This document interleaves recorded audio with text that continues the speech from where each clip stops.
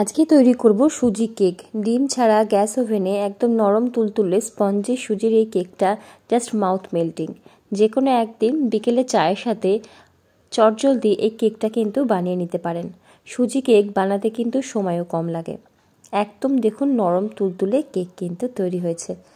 নমস্কার সবাইকে, সুমেধা রান্নাঘরের আরও একটা ভিডিওতে সবাইকে স্বাগত জানাই। আশা করি সবাই আপনারা ভালো আছেন। সবার প্রথমে এখানে আমি যে কড়াইটাতে কেকটা বানাবো সেটা প্রিহিট করতে দেব। অল্প একটু নুন দিচ্ছি, নুনটা আগের ব্যবহার করা অনেকবার তাই এরকম লাগছে। এর মধ্যে একটা স্ট্যান্ড বসিয়ে দেব, চাইলে একটা ছোট বাটি উপর করে রেখে দিতে পারেন। ঢাকনা দিয়ে, ঢাকনায় যদি কোনো ছিদ্র থাকে সেটাকে বন্ধ করে দেব লবঙ্গ বা পার্চমেন্ট পেপার বা অ্যালুমিনিয়াম ফয়েল দিয়ে। এবারে একটা কাপের মেজারমেন্ট কাপ নিয়েছি, 1 কাপের কাছাকাছি দিচ্ছি এখানে সুজি। সুজি ছোটো দানা হোক বা বড় দানা যেটাই হোক সেটা দিলেই হবে। মিক্সির জারের মধ্যে নিয়ে নিচ্ছি 1 কাপ পরিমাণ সুজি। সুজিটার সাথে দিয়ে দেবো 2টো ছোটো এলাচ, তার সাথে দিয়ে দেবো এখানে 1/2 কাপের একটু কম চিনি। চিনিটা 1/2 কাপ ম্যাক্সিমাম দেবেন, আমি একটু কম দিচ্ছি মিষ্টিটা একটু কম হওয়ার জন্যে। অল্প একটু নুন দিয়ে প্রথমে সমস্ত কিছুকে ভালো মতো গুঁড়ো করে নেব। এটা ইনস্ট্যান্ট সুজি কেক, তাই জন্য সুজিটা খুব একটা ভিজিয়ে রাখার দরকার পড়বে না। দেখুন মিহি করে কিন্তু গুঁড়ো করে নিয়েছি। এবারে এর মধ্যে দিয়ে দেবো 1/2 কাপ পরিমাণে ফ্রেশ টক দই। টক দইটা যেন ফ্রেশ হয়, আমি প্যাকেটের টক দইটা ব্যবহার করছি। আর 1/4 কাপ পরিমাণে দিচ্ছি মিল্ক পাউডার, বাড়িতে যে চায়ের জন্য গুঁড়ো দুধটা ব্যবহার করি সেটাই।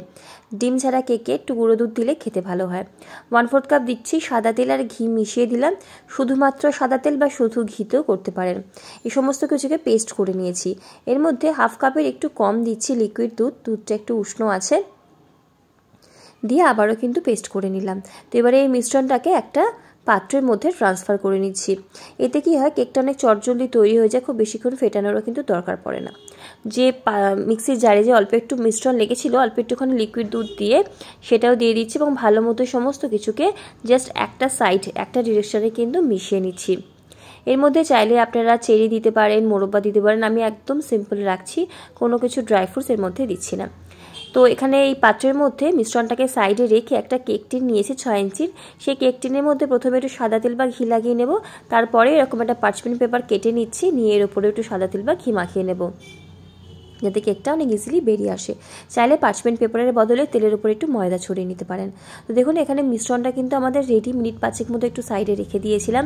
মিশ্রণটা সুজি কেকের যে মিশ্রণটা হয় একটুখানি ঘনই হয়, তবে এটা একটু বেশি ঘন লাগছে। তো এখানে আরও 1 চামচ মতো লিকুইড দুধ দেবো।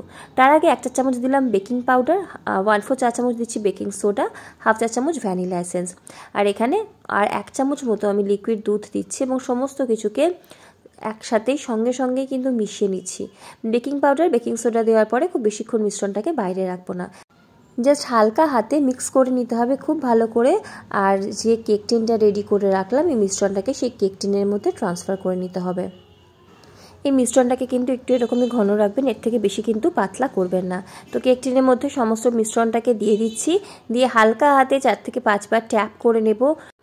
চাইলে এই সময় কিছু ড্রাই ফ্রুটস দিয়ে সাজিয়ে দিতে পারেন, তবে ম্যাক্সিমাম সময় দেখা যায় গ্যাস ওভেনে কেক করতে গেলে ড্রাই ফ্রুটসগুলো সব তলার দিকে চলে যায়, যেহেতু গ্যাস ওভেনে কেকটা করতে একটু বেশি সময় লাগে। তো এখানে কেক টিনটাকে প্রিহিট করে রাখা কড়াইয়ের মধ্যে দিয়ে ঢাকা দিয়ে প্রথম 1 মিনিট হাই ফ্লেমে রেখে দেবো, তারপরে লো ফ্লেমে 35 মিনিট মতো সময় লাগবে। সুজি কেক কিন্তু খুব বেশি সময় লাগে না, 30 মিনিটের মাথায় কিন্তু একবার চেক করে নেবেন। আমার মোটামুটি 35 মিনিট মতো সময় লেগেছে। গ্যাসের ফ্লেম অনুযায়ী টাইমটা 5-7 মিনিট এদিক ওদিক হতেই পারে। একটা টুথপিক দিয়ে দেখে নিচ্ছি, টুথপিকটা একদম ক্লিন এসেছে, কেকটা কিন্তু এখানে একদম রেডি হয়ে গেছে।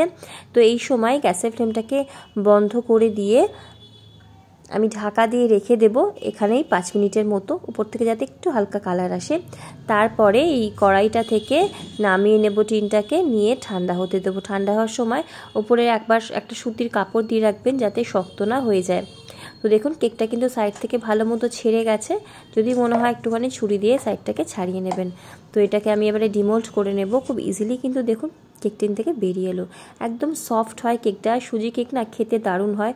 অবশ্যই এভাবে একবার তৈরি করে দেখবেন। পছন্দ মতো কাটুন, যেভাবে ছুরিটা দিয়ে কেকটা কাটছে দেখেই বুঝতে পারছেন যে কতটা সফট হয়েছে।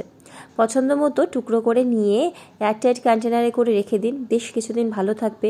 বাচ্চাদের টিফিন বক্সও দিতে পারেন বা বিকেলে চায়ের সাথেও কিন্তু সার্ভ করতে পারেন।